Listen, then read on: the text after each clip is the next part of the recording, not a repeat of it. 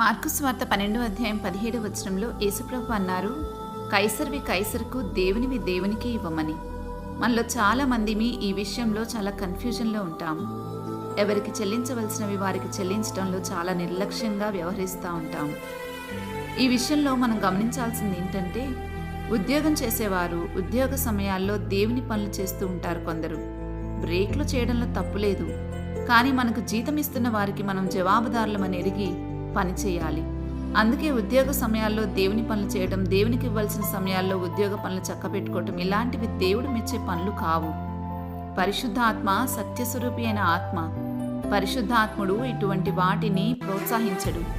ఎందుకంటే ఇటువంటివి దేవుడిని మహిమపరిచే విషయాలు కాదు. మనం చెల్లించవలసిన ట్యాక్సెస్ విషయంలో కూడా ఎవరికి వారివి చెల్లించవలసిందే. ఫ్యామిలీ టైం ఫ్యామిలీకి ఇవ్వాల్సిందే, లేకపోతే మనం చాలా అపరాధ భావంతో మిగిలిపోతాం.